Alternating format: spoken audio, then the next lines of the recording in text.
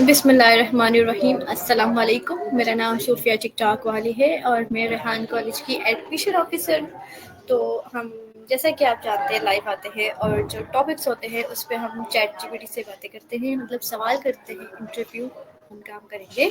तो ठीक है, मैं आपको बताते चलूँ कि आज का जो टॉपिक है वो ये है कि रिमोट जॉब के हवाले से जो है कि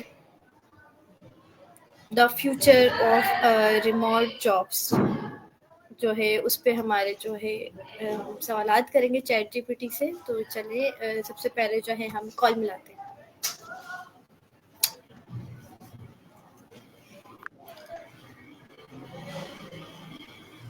Hey there. How's it going? What can I do for you today? Okay, तो हेलो चैट जीपीटी, मेरा नाम सूफिया टिकटॉक वाली है और मैं रेहान कॉलेज की एडमिशन ऑफिसर हूँ। नमस्ते सोफिया, बहुत बढ़िया, आपसे मिलकर खुशी हुई। आपको कुछ भी जानना हो या किसी तरह की मदद चाहिए हो कॉलेज एडमिशन से जुड़ा हुआ तो ज़रूर बताइए। ठीक है, मैं आपको बताती हूँ। मेरा जो आज का टॉपिक है जो इंटरव्यू करने का वो है the future of remote job. ठीक है अच्छा, कि हम रिमोट जॉब को किस तरह से मतलब फ्यूचर में हम देखते हैं। तो चले ठीक है, उस पर मैं बात करना चाहूँगी। तो फिर मैं पहला सवाल करूँ अगर आपकी परमिशन हो तो। हाँ बिल्कुल, मुझे कोई दिक्कत नहीं है। आप आराम से पहला सवाल पूछिए, मैं पूरी तरह से तैयार हूँ। चले ठीक है, तो मेरा पहला सवाल जो है वो है रिमोट वर्क की वजह से ऑफिस कल्चर और आइडेंटिटी का जो कॉन्सेप्ट था वो कैसे इवॉल्व हो रहा है।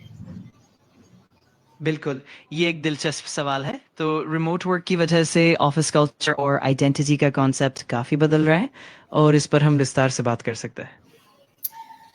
ठीक है, तो अब मैं आपसे जो है अपना नेक्स्ट क्वेश्चन करना चाहूँगी। मेरा जो नेक्स्ट क्वेश्चन है वो ये है, अगर लोग दुनिया के किसी भी कोने से काम कर रहे हैं तो नेशनल एम्प्लॉयमेंट पॉलिसीज किस तरह चेंज होंगी। बिल्कुल, ये भी एक बहुत ही अहम सवाल है। हम इस पर भी गहराई से चर्चा कर सकते हैं और देख सकते हैं कि वैश्विक स्तर पर रोज़गार नीतियों में किस तरह बदलाव आ रहे हैं। तो प्लीज़ मुझे उसके थोड़ी डिटेल्स में बताएंगे। ज़रूर, मैं आपको इसके बारे में तफ़सील से बताता हूँ ताकि आपको पूरा समझ में आ जाए कि इन बदलावों का प्रभाव कैसा होगा। सही,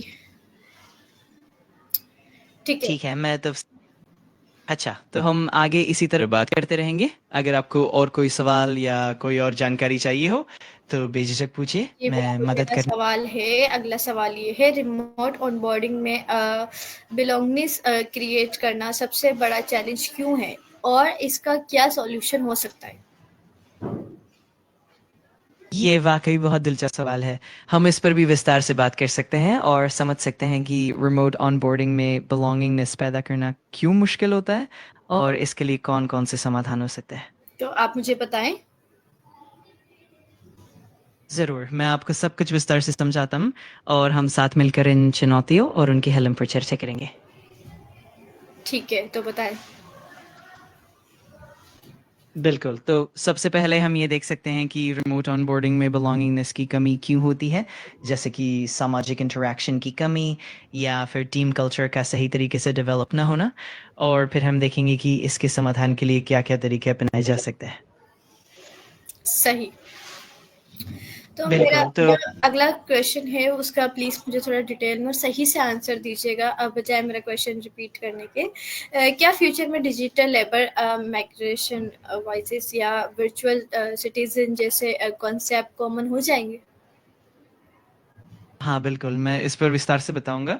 आने वाले समय में डिजिटल लेबर माइग्रेशन और वर्चुअल सिटिज़न्स के कॉन्सेप्ट काफ़ी सामान्य हो सकते हैं और इसके लिए हम कुछ ट्रेंड्स और संभावनाएँ भी देखेंगे, जो इन कॉन्सेप्ट्स को और भी प्रचलित बना सकती हैं। तो ठीक है, मुझे वर्चुअल सिटीजन्स के बारे में बताएं। ज़रूर, मैं वर्चुअल सिटिज़न्स के बारे में आपको पूरी जानकारी देता हूँ और समझाता हूँ कि ये कॉन्सेप्ट कैसे काम करता है, इसके फ़ायदे क्या हैं और भविष्य में ये हमारे काम करने के तरीकों को कैसे बदल सकता है। ठीक है, तो मुझे बताएं वर्चुअल सिटीजन्स के बारे में क्या होता है, किस तरह से जो है हम वर्क कर सकते हैं इस पर। बिल्कुल, वर्चुअल सिटिज़न्स का मतलब होता है कि आप एक ऐसे डिजिटल नागरिक के रूप में किसी देश या अधिकार क्षेत्र से जुड़े होते हैं, जहां आप बिना भौतिक रूप से वहां मौजूद हुए भी उनके कानूनों और सुविधाओं का लाभ उठा सकते हैं। इससे आप अंतर्राष्ट्रीय स्तर पर काम कर सकते हैं और अपनी प्रोफेशनल लाइफ को और भी लचीला बना सकते हैं। वाह, ये तो काफ़ी अच्छी बात है। तो चलो, अब मेरा अगला सवाल ये है कि रिमोट जॉब में जो है वो जेंडर पर मतलब क्या असर डाला है ना? जैसे बहुत सारे जो है वो जो होते हैं ख़ास करके जो मैरिड वुमेन्स होती हैं, जो अपना करियर ग्रो करना चाहती हैं, तो आपको क्या लगता है कि इन चीज़ों ने कितना असर किया है हमारी यूथ पर? ये बिल्कुल सही सवाल है और रिमोट जॉब ने सच में जेंडर पर काफ़ी असर डाला है। इससे खासकर शादीशुदा महिलाओं को अपने करियर को बेहतर तरीके से आगे बढ़ाने में मदद मिली है, क्योंकि उन्हें लचीले काम के घंटे और घर से काम करने की सुविधा मिलती है। इससे युवाओं पर भी सकारात्मक प्रभाव पड़ा है और उनके लिए करियर ग्रोथ के नए रास्ते खुल गए हैं। Wow, that's great. तो चलो, अब मेरा अगला सवाल जो है वो ये है कि क्या रिमोट जॉब से वर्क लाइफ बैलेंस बेहतर हुआ है या बाउंड्रीज और ज़्यादा ब्लर हो गई है? तो इसके बारे में थोड़ा मुझे बताएं। ये सच में दिलचस्प सवाल है। रिमोट जॉब से कई लोगों के लिए वर्क लाइफ बैलेंस बेहतर हुआ है, क्योंकि उन्हें यात्रा से बचने का मौका मिला और काम का समय भी अपने मुताबिक सेट कर सकते हैं। लेकिन कुछ मामले में वर्क और पर्सनल लाइफ की सीमाएं धुंधली भी हो जाती हैं, जिससे कभी-कभी काम का दबाव बढ़ सकता है। तो ये दोनों तरह के अनुभव सामने आते हैं। हाँ, वो तो है। चलें, ठीक है, अब मैं अगला सवाल करती हूँ कि जो रिमोट एनवायरनमेंट में क्रिएटिविटी और ब्रेनस्टॉर्मिंग को फिजिकल इंटरेक्शन के बिना कैसे मिनिमाइज किया जा सकता है? ये भी एक बढ़िया सवाल है। रिमोट एनवायरनमेंट में क्रिएटिविटी और ब्रेनस्टॉर्मिंग के लिए हम डिजिटल टूल्स का इस्तेमाल कर सकते हैं, जैसे virtual white boards, breakout rooms और रियल टाइम कोलैबोरेशन टूल्स। साथ ही नियमित और अच्छी तरह से प्लान किए गए वर्चुअल मीटिंग्स भी मदद कर सकता है। ठीक है, दैट्स ग्रेट। सो मेरा अगला सवाल ये है, क्या मेटावर्स और वीआर फ्यूचर में ऑफिस की जगह ले लेंगे? अगर हाँ, तो क्या नई एटिकेट्स डेवलप होंगी? ये वाकई रोचक सवाल है। मेटावर्स और वीआर का भविष्य में ऑफिस की जगह लेना संभव है, और अगर ऐसा होता है तो बिल्कुल नए एटिकेट्स और मैनर्स डेवलप होंगे, जैसे वर्चुअल इंटरेक्शन के नियम, प्राइवेसी के पहलू और प्रोफेशनल बिहेवियर की नई गाइडलाइंस। ये सब चीज़ें धीरे धीरे सामने आएंगी। चलें, ठीक है। अब ये तो बात हो गई रिमोट जॉब्स की। क्या रिमोट जॉब वर्ल्ड में लीडरशिप स्किल कंप्लीटली नए तरीके से डिफाइन होगी कैसे?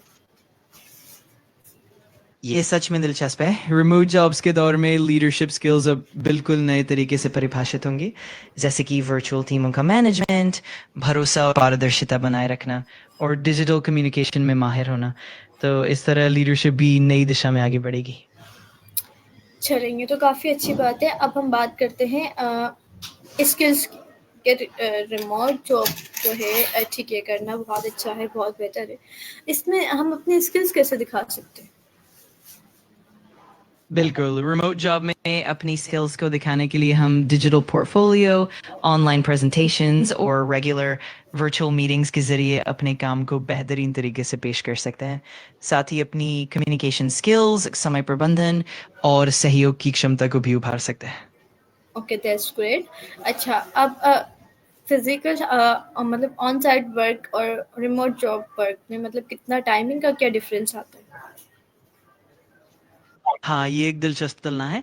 आमतौर पर ऑन साइट काम में टाइमिंग्स काफ़ी फिक्स्ड होते हैं, जैसे तय समय पर आना-जाना और एक निर्धारित शेड्यूल। वहीं रिमोट जॉब में थोड़ा लचीलापन होता है, जहाँ आप अपने काम के घंटे अपने अनुसार सेट कर सकते हैं और इससे टाइम ज़ोन का भी फ़र्क पड़ता है। और अर्निंग पे क्या फ़र्क पड़ता है? हाँ, बिल्कुल, टाइमिंग में फ़र्क का मतलब ये है कि रिमोट जॉब में अक्सर अलग-अलग टाइम ज़ोन के लोग साथ काम करते हैं, तो काम करने का समय थोड़ा फ्लेक्सिबल हो जाता है। वहीं ऑन साइट वर्क में आमतौर पर सभी लोग एक ही समय पर मौजूद रहते हैं, जिससे टाइमिंग ज़्यादा स्ट्रिक्ट होती है। बिल्कुल ठीक। तो लास्ट में क्या मैसेज देना चाहेंगे मुझे और मेरे व्यूअर्स को, एक ऐसी एडवाइस जो हमें काम आए? ज़रूर, मेरा संदेश यही होगा कि रिमोट वर्क के इस नए दौर में लचीलापन, आत्मविश्वास और लगातार सीखने की कोशिश ही सबसे ज़रूरी है। हमेशा अपनी स्किल्स को अपडेट करते रहना, अच्छी कम्युनिकेशन बनाए रखना और एक पॉजिटिव माइंडसेट रखना हमेशा मददगार साबित होगा। Okay, thank you so much अपना कीमती वक्त देने के लिए। मुझे बहुत अच्छा लगा इंटरव्यू करके चैट जीपीटी के साथ। और अब हम दूसरे टॉपिक के साथ दोबारा हाजिर होंगे, मज़े मज़े के सवाल के साथ और इन्फॉर्मेशन के साथ। ठीक है, थैंक यू सो मच। और अपना लाइफ में यही एंड करती हूँ।